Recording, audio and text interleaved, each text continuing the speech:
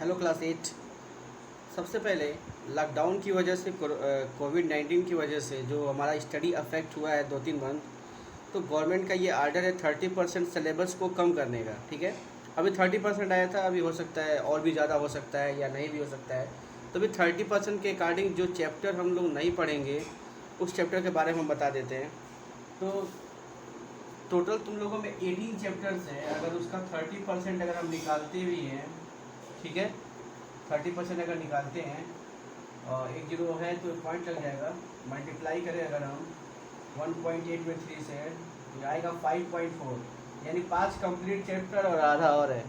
तो हम 6 चैप्टर निकाल रहे हैं। ठीक है, ये जो 6 चैप्टर हम इस एक्सक्लूड कर रहे हैं सिलेबस से 30% के अकॉर्डिंग। वो जो 6 चैप्टर है वो आगे 9th-10th के लिए उतना ज़्यादा इम्पोर्टेंट नहीं है। जो चैप्टर बहुत ज़्यादा इम्पोर्टेंट है आगे के 9th-10th के लिए, उनको हम इसमें रखे हैं सिलेबस में, बाकी को रिमूव किए हैं। तो ये चैप्टर नोट कर लेना, ये चैप्टर सिलेबस में नहीं रहेगा। ठीक है, तो इसको हम लोग नहीं पढ़ेंगे। हम लोग फर्स्ट और सेकेंड चैप्टर पढ़ चुके हैं, अब थर्ड चैप्टर नहीं पढ़ेंगे। अब हम लोग पढ़ेंगे चैप्टर 4। ठीक है, तो इसको नोट कर लेना तुम लोग सिलेबस के बारे में। अब है चैप्टर 4।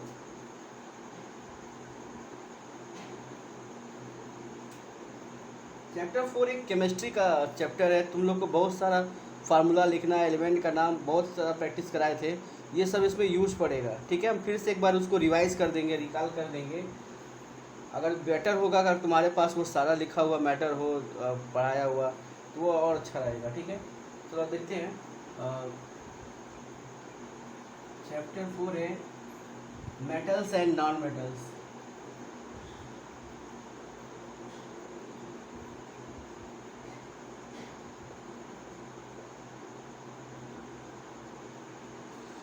तो हमारे चैप्टर 4 का नाम क्या है? Metals and non metals. ठीक है, अब तुम लोग क्लास 8 में आ चुके हो तो एक एक पीरियोडिक टेबल खरीद लेना। 10 रुपये या 15 या 20 का आता है, जो भी है। एक कलर्ड में पीरियोडिक टेबल ले लेना, कापी किताब की दुकान पे, स्टेशनरी पे मिल जाएगा। ठीक है, तो पीरियोडिक टेबल अब तुमको अपने पास रखने की ज़रूरत है, तो पीरियोडिक टेबल परचेज कर लेना। फिलहाल के लिए बताते हैं, एक ऐसी आउटलाइन बना रहे हैं। पीरियोडिक टेबल हमारा कुछ इस तरीके से है। ठीक है, इसमें जितने भी एलिमेंट हैं सबके सब मेटल होते हैं। इस वाले बीच में जितने भी एलिमेंट्स हैं सबके सब मेटल। इस नीचे भी जितने होते हैं सब मेटल। इसमें कुछ मेटल भी हैं, कुछ नॉन मेटल्स हैं और कुछ मेटेलॉइड्स हैं। तो पीरियोडिक टेबल देखोगे ना, तो सबसे ज़्यादा एलिमेंट मेटल हैं, सबसे ज़्यादा क्या है इसमें? मेटल। तो थोड़े साथ होते हैं मेटेलाइड्स और थोड़े से क्या होते हैं? नॉन मेटल होते हैं। ठीक है, तो नॉन मेटल बहुत कम है, मेटल बहुत ज़्यादा है। ठीक है, लेकिन हमको मेटल और नॉन मेटल दोनों को पढ़ना है। ठीक है, तो समझते हैं ज़रा मेटल्स और नॉन मेटल्स के बारे में। हमको उनके प्रॉपर्टीज़ के बारे में पढ़ना है, फिजिकल प्रॉपर्टीज़, केमिकल प्रॉपर्टीज़। तो समझने की कोशिश करते हैं कि हम क्यों किसी एलिमेंट को मेटल कह रहे हैं, क्यों किसी एलिमेंट को नॉन मेटल कह रहे हैं, और क्यों किसी को मेटेलॉइड कह रहे हैं। मेटेलॉइड जो होता है मेटल और नॉन मेटल के बीच का कैटेगरी है। एक्चुअल में ये होते हैं नॉन मेटल, लेकिन कुछ स्पेशल कंडीशन में they behave as a metal. तो हमको इस सब के बारे में पढ़ना है, डिटेल में पढ़ना है। थोड़ा पीरियोडिक टेबल का एक आउटलुक बनाए हैं, तो तुम लोग परचेज कर लेना सबसे पहले पीरियोडिक टेबल, ताकि तुमको पता चल जाए कि ये कौन कौन सा मेटल है, कौन सा क्या है नॉन मेटल्स है। तो देखते हैं।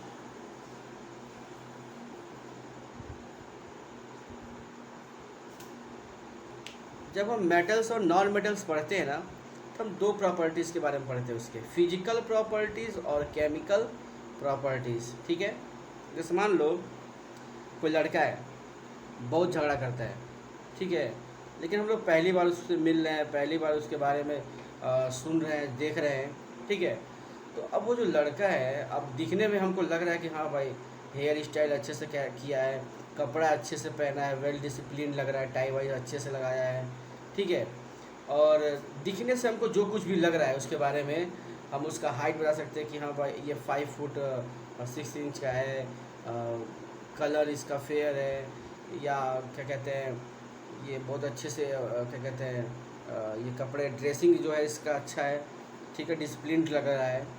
और जैसे ही क्लास में घुसे किसी बात पे तुमसे खूब झगड़ा कर ले, गाली गलौज कर ले, तो वो हो गया केमिकल नेचर। जो उसके अंदर से कोई केमिकल रिएक्शन हो रहा है, उसके अंदर जो भी चीज़ें हो रही हैं उस वो चीज़ें हैं, केमिकल प्रॉपर्टी उसका कहलाएगा। और बाहर से दिखने पे जो चीज़ लगता है वो कहलाता है फिजिकल प्रॉपर्टी। एक मेटल हम तुमको दे दें, एक मेटल का पीस दे दें, तो तुम इस मेटल के पीस को टच करोगे, तो तुमको लगेगा कि ये सॉलिड है, लिक्विड है, गैस है, हार्ड है, कि ऐसे टूट जा रहा है, ठीक है। इसका कलर कैसा है, पानी में घोलने पे घुल रहा है कि नहीं। तो इसको देखने पे जो कुछ भी हमको लगेगा, इसको गर्म कर रहे हैं तो ये पिघल रहा है कि नहीं, मेल्ट कर रहा है कि नहीं, ठीक है। तो ये सब चीज़ें जो है वो फिजिकल प्रॉपर्टीज़ कहलाती है। इसको जो हमको ये पीस मिला है, सपोज दैट ये मेटल है, तो अगर हमको मेटल का पीस मिला है तो इसको जब हम ऐसे मार रहे हैं तो कैसा आवाज़ आ रहा है, रिंगिंग साउंड आ रहा है कि वैसे ही केवल खट खट की आवाज़ आ रही है, ठीक है। हम इसको तोड़ रहे हैं तो टूट रहा है कि नहीं टूट रहा है। हैमरिंग कर रहे हैं, जब हथौड़ी से मार रहा है इस पर, तो ये पतला और पतला होता जा रहा है कि टूट जा रहा है, ठीक है। अगर पतला होता जाएगा तो मेटल, टूट जा रहा है तो नॉन मेटल, ठीक है। तो ये सब चीज़ें अगर इसको हम वायर के रूप में बना सकते हैं, पतला सा वायर निकाल सकते हैं तो मेटल, और वायर नहीं बना सकते हैं तो नॉन मेटल, ठीक है। तो ऐसे बहुत सारी प्रॉपर्टी है, फिजिकल प्रॉपर्टी, जिसको हम देख के, टच करके, हैमरिंग करके, करंट पास करके देख रहे हैं कि करंट पास हो रहा है कि नहीं। अगर इसके थ्रू करंट पास हो रहा है तो मेटल, नहीं हो रहा है तो नॉन मेटल है। तो यानी हम पहले फिजिकल प्रॉपर्टीज़ का स्टडी करते हैं। तुम भी किसी से पहली बार मिलते हो तो फिजिकली तुम अट्रैक्ट होते हो, या फिजिकल तुम अपीयरेंस उसका देखते हो कि उसका फिजिकल अपीयरेंस कैसा है। बाद में जब उसके साथ रहता है आदमी तो समझ में आता है कि वो झगड़ालू है, शांत है, पढ़ने में तेज़ है, पढ़ने में कमज़ोर है। वो तो बाद में पता चलता है जब उसके साथ आदमी थोड़ा टाइम स्पेंड करता है, ठीक है। लेकिन पहले तो आदमी फिजिकली देखता है। तो तुम भी जब तुमको कोई चीज़ देगा आदमी कि बताओ ना ये क्या है, मेटल है कि नॉन मेटल है, तो तुम पहले उसको टच करके, उसको फिजिकली कलर देख करके, साइन कर रहा है तो मेटल है, साइन नहीं कर रहा है तो नॉन मेटल है, ठीक है। धूप में रख रहे हैं, गर्म हो जा रहा है, मेटल है। धूप में रख रहे हैं, गर्म नहीं हो रहा है, नॉन मेटल है। इलेक्ट्रिसिटी पास कर रहे हैं, इलेक्ट्रिसिटी इसके थ्रू पास हो रहा है तो मेटल, नहीं हो रहा है तो नॉन मेटल है। तो ऐसे प्रॉपर्टीज़ जो हम एक्सटर्नली ऑब्जर्व करते हैं, फिजिकल प्रॉपर्टीज़ कहलाता है, ठीक है। तो सबसे पहले इस चैप्टर में हम लोग पढ़ेंगे फिजिकल प्रॉपर्टीज़ ऑफ मेटल्स, फिर उसके बाद केमिकल प्रॉपर्टी पढ़ेंगे, ये किस चीज़ से रिएक्ट कर रहा है। अगर हम इसको मिला रहे हैं तो ये इन दोनों आपस में रिएक्ट करके कुछ बना रहे हैं, नहीं बना रहे हैं, तो इस पर डिपेंड कर, इसको कहते हैं केमिकल प्रॉपर्टीज़ कहते हैं, ठीक है। तो सबसे पहले बुक में हम पहले पढ़ते हैं फिजिकल प्रॉपर्टीज़, ठीक है। तो लिखा हुआ है बुक में आपके पेज नंबर 61 पे, on the basis of their properties elements are divided into 2 classes, metals and non metals. वैसे एक और होता है metalloids that have both characters of metals and non metals. उसके बारे में अभी लिखा नहीं है बुक में, लेकिन याद कर लेना। इसको कहते हैं हम लोग मेटेलॉइड्स, क्योंकि ये मेटेलाइट्स जो ऐसे अरेंज होते हैं, एक तरफ इधर मेटल होते हैं और इधर क्या होते हैं, नॉन मेटल। पीरियोडिक टेबल की बात कर रहे हैं, और ये ऐसे ऐसे तिरछे ऐसे अरेंज होते हैं। तो मेटेलाइट्स 7 होते हैं, boron, silicon, germanium, arsenic, antimony, tellurium और पोलोनियम। ये 7 होते हैं, और ये 7 मेटल्स और नॉन मेटल्स को पीरियोडिक टेबल में अलग अलग करते हैं। ये मेटेलाइट्स के अंदर बहुत प्रॉपर्टी होती है, क्या कहते हैं, मेटल्स की भी और नॉन मेटल्स की भी। मेटेलाइट्स को डायगोनल एलिमेंट कहते हैं, क्योंकि ये they are present diagonally in periodic table and they separate metals from non-metals. Metallites are 7 in numbers. They are present diagonally in periodic table. They separate metals from non-metals and they have property of both metal and non-metal. ठीक है, तो there are 7 metallites. We can write their name. Boron, B is a symbol for boron. Boron, silicon, germanium, arsenic, antimony, tellurium और polonium. ठीक है, तो B से boron, S I से silicon,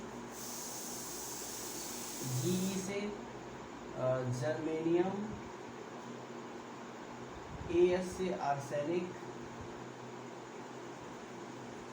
S B से एंटीमनी, टी ई से tellurium,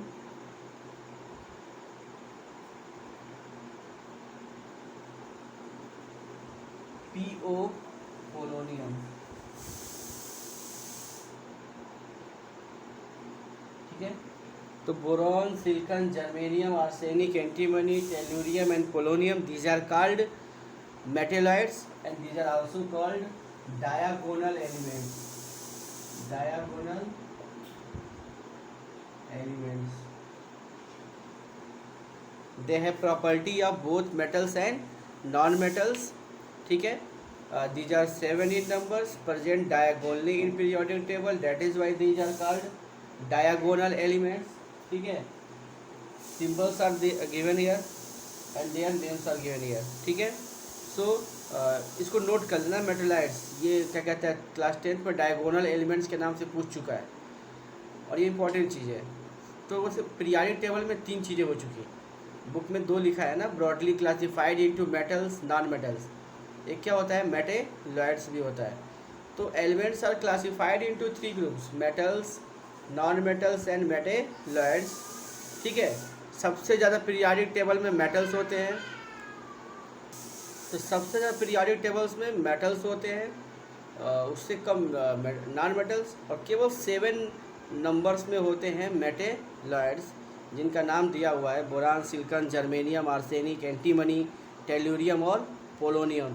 जितनी बार ज़्यादा बार बोलेंगे उतना ही ज़्यादा क्या होगा, याद होगा.